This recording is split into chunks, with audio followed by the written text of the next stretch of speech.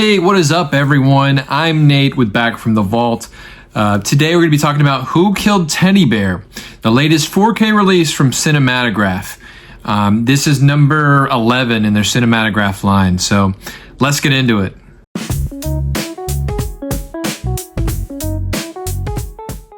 So Who Killed Teddy Bear? I'll show this off a little bit. Here's the J card. I don't like how they put these J cards on here. They're taped to the box, and then you get a, I always tape mine down and just take it off. But yeah, I'll just show you a little bit of the packaging first so you can kind of see the art here. This movie I knew nothing about going into it. 1965, kind of a drama, thriller, really. It's very, what's the word? Ahead of its time, I'd say. I think they kind of were going in a direction. They knew what direction cinema was going to go in, with the 70s and going on. And so I don't think this was like the perfect time for them to make something like this.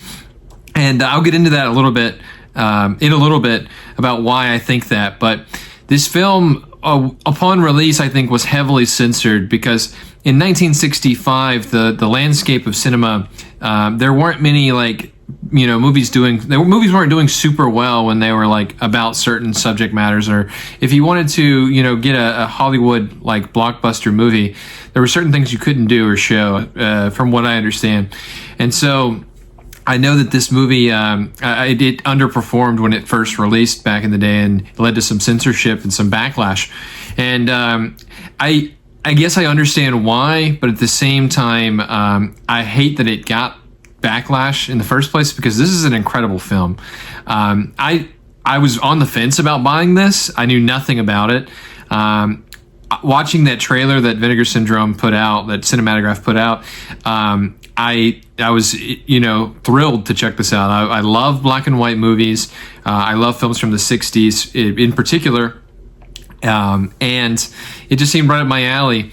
And I will say this is kind of similar to like an exploitation like Grindhouse joint, but also not. Like this feels like a movie of the time, but there are things in the movie that happen that are very ahead of its time. So enough rambling. I'm going to get into what the movie's about, really. So there's this female, the main female in the film, played by Juliette Prowse, who I think she's a really great actress, and I think she's a very pretty woman, but I would say that I don't think she's conventionally attractive, if that makes sense. I don't think she doesn't really look or feel like a lot of the actresses of this time, in my opinion. So I think that was kind of cool that she was given a chance to be the star in this film, and she does an incredible job. Sal Mineo, who I think is from correct me if I'm wrong, but Rebel Without a Cause, he was next to James Dean, right? So, you got some pretty good names in this movie, but basically she is getting phone calls, and they're very naughty, very dirty phone calls. They're on par with like Black Christmas, the phone calls in Black Christmas. I would say a little toned down, but still very, they're saying some very horrible things to this woman. And she's trying to get to the bottom of what's happening. She works at a nightclub, and you start to it's one of those movies where there's mystery, and the mystery is who is calling her and why. And so the whole movie is just that. You're trying to figure out who's calling her and why, and it's full of a lot of intrigue. She meets up with the policeman, and they're going to wiretap her phone and try to get to the bottom of it. I won't get into any major spoilers. I really think everyone should see this movie because this is an incredible film. I left really loving this movie. It's the ending though. The fucking ending is pretty sad. It's pretty screwed up, honestly. So I think for the month they dropped this, which would have been November, I think, it would have been a perfect month to drop this because they dropped it next to Looking for Mr. Goodbar at the same time. And so, these two, this would make a very good double feature, if you ask me. I really do think these two would, go really well together. So, Who Killed Teddy Bear?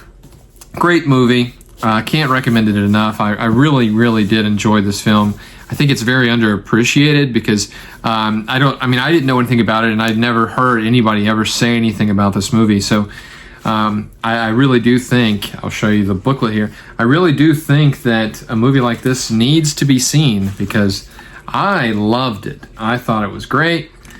It's full of, like I said, lots of intrigue and mystery. There's a lot of mystery. It doesn't, I don't even think it really drags on at any point. I do think it has a downbeat ending. And there are also some really beautiful shots of New York in this film, especially like there's a scene where a character goes into a grindhouse theater and you get to see that, and just like it's just so much of a time capsule movie, getting to see everything in this film. And I love it. I love movies from this era. I'm trying my best to show these off. It's picture quality wise, it looks great.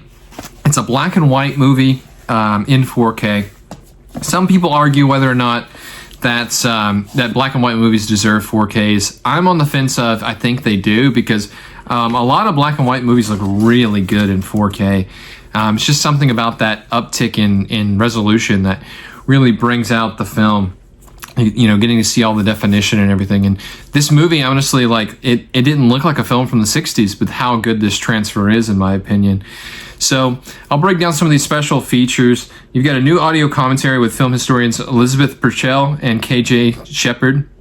The Murder of Innocence, a new video essay by Chris O'Neill, Who Filmed Times Square, a featurette on the New York City locations of Who Killed Teddy Bear, and a gallery of archival press clippings, and then the new text essays, which are included in this book.